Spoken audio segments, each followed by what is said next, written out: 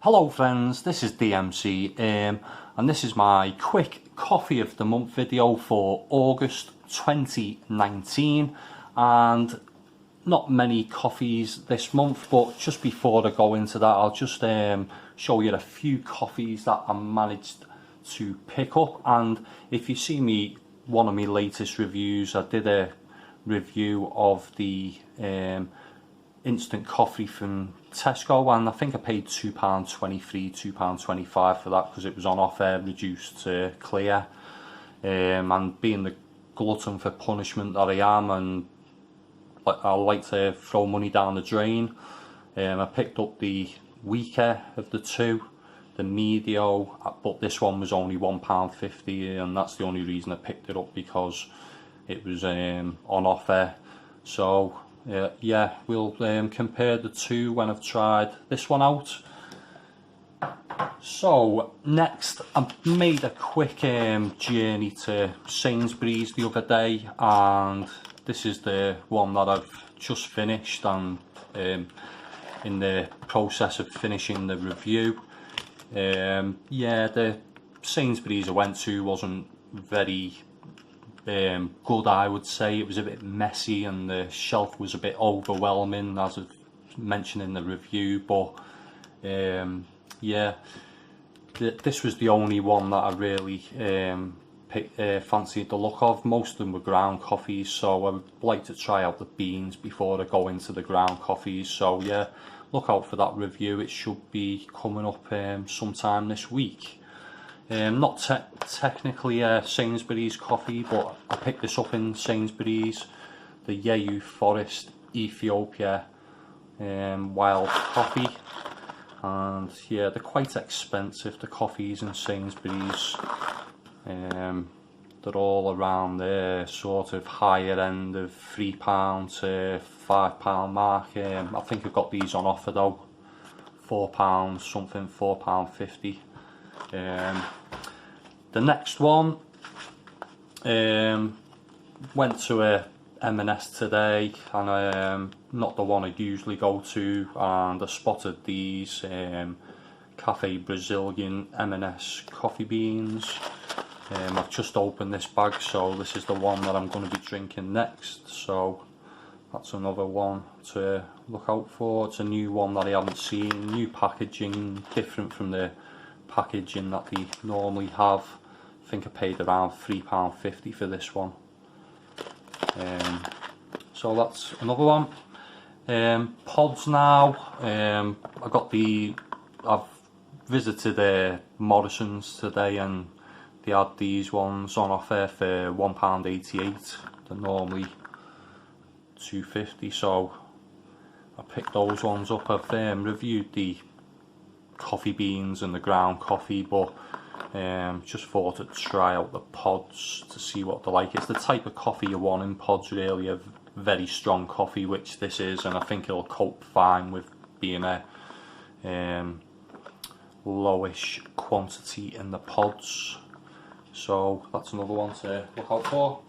And yeah, one of the last reviews as well that I did was the Lavazza Di Sizo Eco Caps, and I paid full price for these, £3. And as I think I mentioned in the review, the next time I went in there they had the other ones on offer for £2, so I saved £2 buying them, rather than paying £6 for two at full price. And yeah, this is the Harmonica. The intensity is 8, and the intensity on that one was 10. As I say, I went for the strongest first in them. And this one, the Bio Organic, is 6, but certified, and I think this is all from organic plantations in Central and Southern America. But yeah, I don't hold out much hope for these ones. As I say, the Di Sizo were the strongest, and I thought they were a bit weak and bland, so let's see what these are like. So that's the coffees to look out for in the near future. I've gone from having nothing to having the coffee falling out the cupboard every time we open the door. So yeah, I've got these in hopefully some sort of order, and the first coffee from August was the Dog and Hat Sendero Guatemala coffee, and this one was smooth and creamy, biscuity and fruity, a little weak for me but still a real quality coffee, and that one scored a 3.75 out of 5. The next one, Grumpy Mule Brazil ground coffee, hints of chocolate caramel, biscuit and hazelnut, weak, bland and a bit mellow, but a distinct Brazilian coffee, and not as harsh as some Brazilian coffees you get, but still I'm always a bit disappointed by the Grumpy Mule coffees, and I think I've tried them all now and I wouldn't really recommend them to anyone, because they are quite a highish price, and as I say, they've cleared the shelves of Grumpy Mule coffees in Tesco now, so I think Tesco have sort of give up on them. They mustn't have been selling well, and that one scored a 3 out of 5. The next one is the Clemson and Sons Sasabe Ethiopian, and this was another coffee in the Dog and Hat coffee subscription box. I'll add a link in the description below for anyone who wants to take a look. Definitely worth a try. Really, I've never had a bad coffee out of there, all very distinct coffees.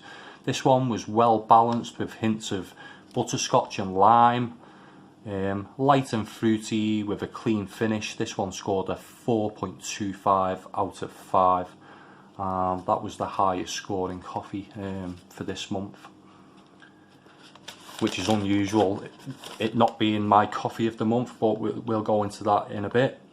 The next one, Pellini Top Pods, decent espresso taste, just lacking a bit in body and a bit in, it could do with a slightly more bitter bite to them.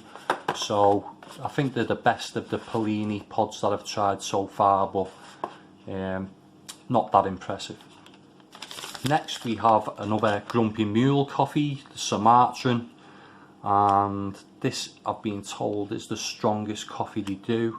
It's rich with a sweet treacle hint, but rather dull, and I really don't want to go more into it because it was just a dull coffee, and that one scored a 3 out of 5.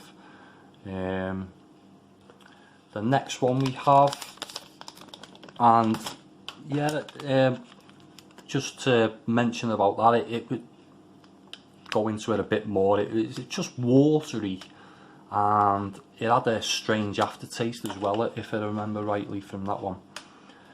Yeah, as I say, it scored a 3 out of 5. The next one, Jack's House Blend, very basic taste. It actually put me off coffee, but it wasn't undrinkable.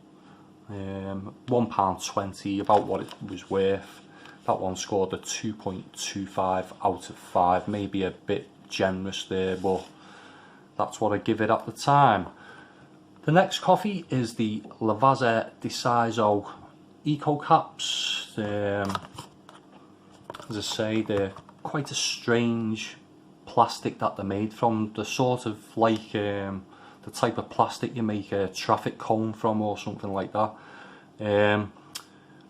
Really had bad water flow issues with these pods for some reason, and as I say, I don't know if that's down to the materials used. There's a few different reasons why you might have water flow issues, but I was getting like half an espresso, sometimes the water wouldn't come out at all, and you could tell there was a real build up of pressure in the machine. You had to let the sort of pressure release and then you could release the pod out of there, but I wasted about 2 or 3 pods with these because the pods were in some way faulty for me.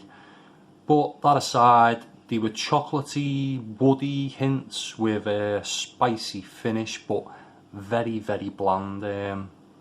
Very bland, considering they were the strongest of the ones that they do. I can't remember what score to give that actually.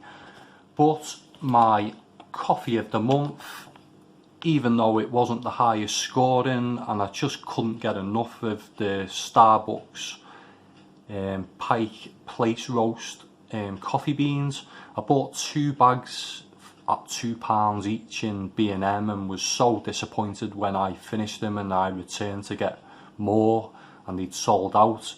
And even though it had big downsides by making me quite jittery, affecting my sleep, dehydrating me to the point of an unopened bag of super noodles, and it really gave me tension headaches that felt like elastic bands were surrounding my head, which I've never had before apart from when I was drinking this coffee. But apart from that, it had a good taste, like a cross of the House Blend and Cafe Direct's Machu Picchu. Very rich but well balanced, but it's described as a medium roast, and it's not really a medium roast. Maybe compared to Starbucks other coffees which they roast to the point of no return. Maybe in Starbucks world it is a medium roast, but to most other humans it's a dark roast really, this one. I wasn't amazed by it, but really missed it when it was gone, and I would say it's definitely worth a try if you see this around in the shops. And this one scored a 3.75 out of 5, and that one is my coffee of the month for August. So as I say, lots of coffees to watch out for, and lots of coffees that I reviewed this month. As I say, even though it wasn't coffee of the month, a special mention to the Clemson and Sons Saber Ethiopian, which scored 4.25 out of 5. I think the only thing that put me off that was the fact that Co-op do a similar sort of tasting Ethiopian coffee, and it's quite cheap, so that what sort of put me off that one, but it really was a fantastic coffee. So yeah, I'd really like to hear from anyone who's tried any of these coffees or the coffees I mentioned before that I'll be showing in reviewing in the future. Let me know in the comments section below. If you like this video, give it a thumbs up, and if you want to see more coffee reviews in the future, subscribe to my channel. That was my coffee of the month for August. Thanks for watching. Bye for now.